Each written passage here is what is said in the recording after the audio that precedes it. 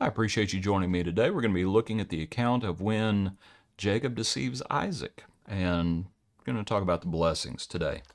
Our hymn is called Blessed Be the Fountain. Blessed be the fountain of blood, to a world of sinners revealed. Blessed be the dear Son of God, only by his stripes we are healed. Though I've wandered far from his fold, bringing to my heart pain and woe, wash me in the blood of the Lamb, and I shall be whiter than snow. Whiter than the snow, whiter than the snow. Wash me in the blood of the Lamb, and I shall be whiter than snow. Let's look at our other verses. Thorny was the crown that he wore, and the cross his body o'ercame. Grievous were the sorrows he bore, but he suffered thus not in vain. May I to that fountain be led, made to cleanse my sins here below. Wash me in the blood that he shed, and I shall be whiter than snow. Third verse, Father, I have wandered from thee, often has my heart gone astray. Crimson do my sins seem to me, I cannot wash them away. Jesus, to that fountain of thine, leaning on thy promise I go. Cleanse me by thy washing divine, and I shall be whiter than snow. Not familiar with that one. Blessed be the fountain. We're going to be looking in Genesis chapter 27, but before we read the account of the actual blessing, of course, Isaac, he's an old man. He asks Esau to go hunt and to bring back some game that he may eat and bless him. Rebekah hears it, and Rebekah tells Jacob, and Rebekah works with Jacob, and Jacob is going to go in and deceive his father and come in with the goat skins on his arms, and Isaac's going to smell him, and there's no other way to put it, Jacob lies. And Isaac is deceived, and Isaac blesses him. But we're going to look at three blessings today. We're going to look at this first blessing for Jacob, and then the blessing for Esau, and then the blessing again for Jacob. So this is the first one. He came near and kissed him, and he smelled the smell of his clothing, and blessed him, and said, Surely the smell of my son is like the smell of a field which the Lord has blessed. Remember this verse. Therefore may God give you of the dew of heaven, of the fatness of the earth, and plenty of grain and wine. Let people serve you, and nations bow down to you. Be master over your brethren, and let your mother's son bow down to you. Cursed be everyone who curses you, and blessed be those who bless you. And of course, as soon as Isaac finished blessing Jacob, Jacob had scarcely gone out, and Esau comes in and says, What's going on here? But this first blessing, you might consider how it's somewhat limited a little bit. And you'll understand as I go along what I mean by that. Now, especially there at the tail end, this is what the Lord had told Abraham, Cursed be everyone who curses you, and blessed be those who bless you. So you do have that blessing being given. But let's read on, and let's look at the second one, and you'll understand why I say that this one was limited.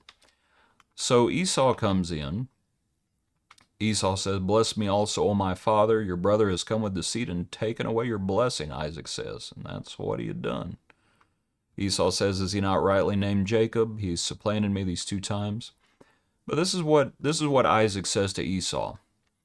Behold, pay attention, verse 38, Esau says, Have you only one blessing, my father? Bless me also, my father. Esau lifted up his voice and wept, and Isaac his father answered him and said, Behold, your dwelling shall be of the fatness of the earth, and of the dew of heaven from above. He told Jacob that same thing. Now this is where it's different. By your sword you shall live, and you shall serve your brother, and it shall come to pass when you become restless, that you shall break his yoke from your neck. That's talking about the Edomites. And so there is a prophecy made within what Isaac says here. If you want to say this is, I'm okay saying this is Isaac blessing Esau as well, right? This is not the blessing, but we'll talk more about that here in a second too. But that business there in verse 39, the Lord would bless Esau as well. We see that when Jacob and Esau meet, actually. Esau has prospered by the fatness of the earth. Might consider that. But now let's look at the third one, as you have, of course, Esau hating Jacob and wanting to kill him. And then we have chapter 28. Then Isaac called Jacob and blessed him, and charged him, and said to him, You shall not take a wife from the daughters of Canaan. Arise, go to Padan Aram, to the house of Bethuel, your mother's father, and take yourself a wife from there of the daughters of Laban, your mother's brother. May God Almighty bless you, and make you fruitful, and multiply you, that you may be an assembly of peoples, and give you the blessing of Abraham to you and your descendants with you, that you may inherit the land in which you are a stranger, which God gave to Abraham. You might think about that business there. May he give you the blessing of Abraham. May God Almighty bless you, which God gave to Abraham. That first blessing that Isaac gave, and I understand there are spiritually important things happening, and I'm not trying to say that first blessing was not a blessing. The Lord's hand is in all of this, as strange as that is. It is. It's in all of this. But that first blessing that Isaac gives, and Esau comes in and Isaac says, I blessed him and he's going to be blessed. It's done. It's done because the Lord is behind it. It's done. But that second time when Isaac calls him in, Isaac's eyes of faith, so to speak, are wide open. Isaac knows exactly what he's saying when Isaac blesses him at this point. He didn't realize who he was talking to before, but now he knows exactly who he's talking to.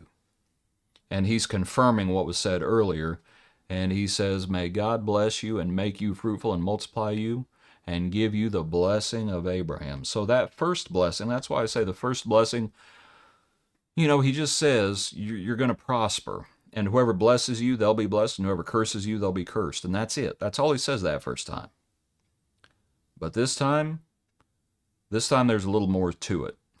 There's a little more to it. So that's why I say that first blessing, it seems to be a little bit more limited. Esau's blessing was prophetic, even concerning him. But then this blessing, this is where we see it. The blessing of Abraham. Might consider it. Again, not trying to say the first one wasn't a blessing, because it was. But this one, Isaac knows full well what he's saying. And it's from the Lord. Appreciate you. Hope you have a good day. Join us tomorrow for another portion of our daily praise.